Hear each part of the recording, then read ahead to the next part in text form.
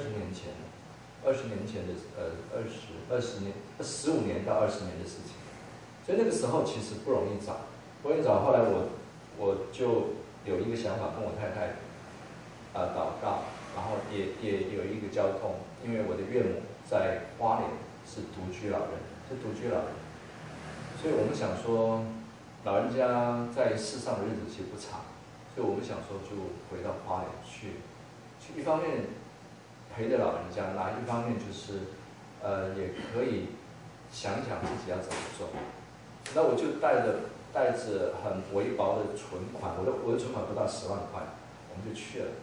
那我自己搬家，然后我用我以前那一台瑞斯的，我就花莲苏花公路这样，每一个礼拜的来回一次，总共7个礼拜，我7趟，把家里面的一些东西搬过去。我是这样搬到花莲的。然后在花莲经过一段时间，因为存款其实不是很多，那就算你1个月有2万块钱的那个开销，那也不过半年就过了，半年很快就过去了。所以在那个过程里面非常痛苦。我在花莲想要找一些工作，找不到，因为没有我要的，不是没有我要的。即使我要去，都是一些工程单位，就是做路的、修路的、做水泥，特别是公共工程。那么他们蛮喜欢我的，因为我可以帮他们设计，有一些东西帮他们用。那因为他们比较没有这方面的人可以帮他们，但是唯一的缺点是要跟着工地到处跑。那今天可能在花莲，明天可能就到宜兰，再可能下一个工地就跑到屏东去了，就这样到处跑来跑去。那因为我还是比较把家庭看得很重要，所以我也是拒绝了。所以在这个光景里面，其实经历了很大的痛苦。然后我有一次就祷告神，在这个痛苦当中，我就祷告神，说我信了耶稣20年了。我听到很多弟兄姊妹说，他们都能够听到上帝、听到圣灵说话，告诉他前面的道路怎么走。我们很多基督徒活在当下，也都觉得我前面的道路要怎么走。我在那个光景里面，我根本不知道我要去哪里。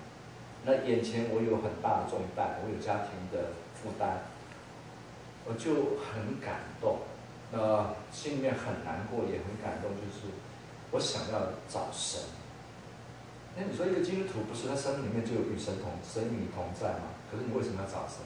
就表示我生活当中其实我没有真正的跟神同行，我没有把神的话放在我生命里面，我也没有在我的生活当中能够很跟神持守关系的一直走下去。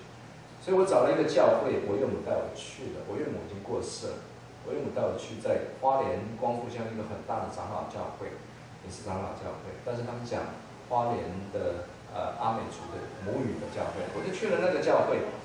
那个教会有原住民的母语礼拜，也有国语礼拜。那他们当时候是双语言，所以我在那边可以听。然后我也参加，其实那个地方离我当时在花莲住的地方有半个小时的山路的路程，我必须开车去。但是其实也蛮经济很紧，那我就开车去。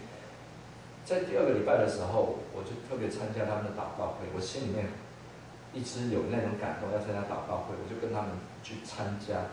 在祷告会当中，大家都在分享，我就跟他们分享，说我可不可以分享？他说可以啊。跟牧师说，那个牧师姓陈，叫陈约翰。牧师说你可以分享，我就把我心里面的难处讲出来。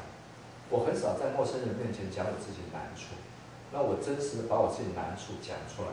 讲出来以后，他们就为我祷告。那祷告在现场，那牧师就他们会就是用预言的恩赐为弟兄祷告，所有长老也都这样祷告，每一个人都会对我发预言。但是最感动我的那一句话，呼召我那一句话，让我当场大哭的那一句话，是我记得很深。每个人都有一些不同的语言，不同的那种预言。那牧师跟我讲，他说我领受到圣灵要跟你说一句话。他说这句话他是这么说，他说我等这个弟兄，我再讲一次，我等这个弟兄等了很久。就是从牧师口里面说出来，说我等这个弟兄等了很久。当他说出这句话的时候，我就当场大哭。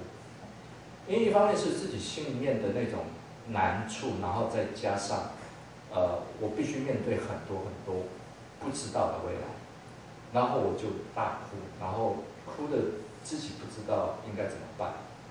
我从来没有在教会里面这样，然后就大哭，然后很多人就安慰我，特别一些长老就为我祷告，很特别。当他们为我祷告的时候，我全身发抖，我全身发抖。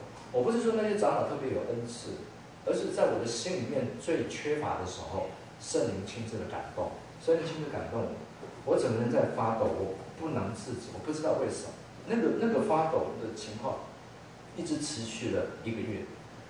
那我回到家里面去，为了这个事情祷告，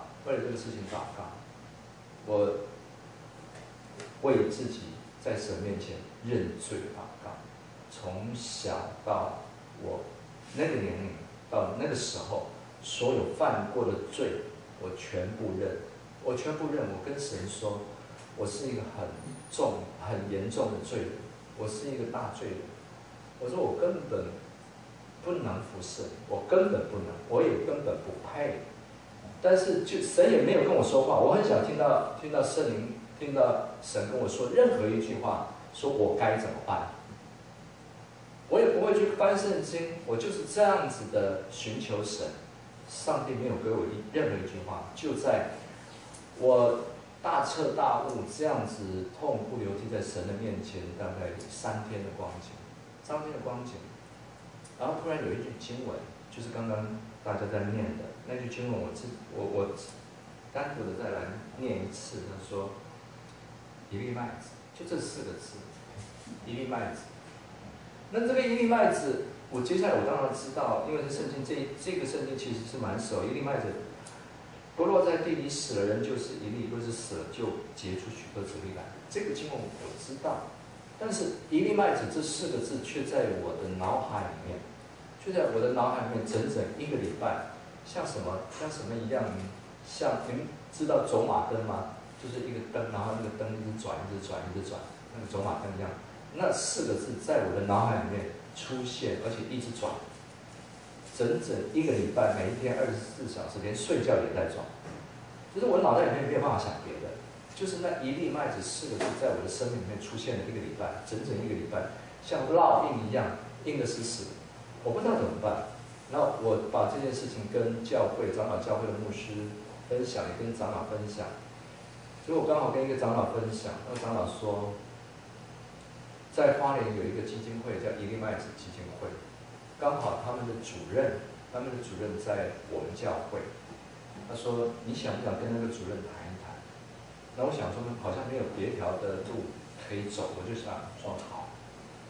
然后当那一天刚好也是祷告会，我去了以后，我看到那个主任，我们夫妻都看到那个主任。那个主任看到我们夫妻以后，我们不认识他，他也不认识我们。那个主任跟我们讲了一句话，他是一个姊妹，他说：“哦，原来是你们夫妻。”那如果是你跟一个陌生人，一个完全不认识的陌生人这么样的对话，你会有什么感觉？你一定会觉得这个中间一定有一些事情是你不知道的事情，而对方也不认识你，你也不认识他。就在祷告会完以后，他跟我们分享，他说是这样，事情是这样的。他说在1个礼拜前，在花莲光复乡有一个传道人，那时候还是传道，叫陈正秋。我不知道你们有没有听过一个叫陈正秋传道，现在已经是牧师了。他以前是吸毒犯，然后他在花莲，在光复那边，他曾经在光复自强外役监狱，那么在里面拜访了很多次，想要请监狱的主管单位能够打开门，让一些里面的受刑人能够听到一些有关基督教的事情。可是那个主管单位他们是佛教徒，他们不愿意。后来那个牧师就离开到花莲市。那花莲市到花莲县其实有差不多要半个小时到40分钟的路程，所以他也不方便。那结果那个监狱里面隔了1个礼拜打电话给那个陈牧师，他说我们监狱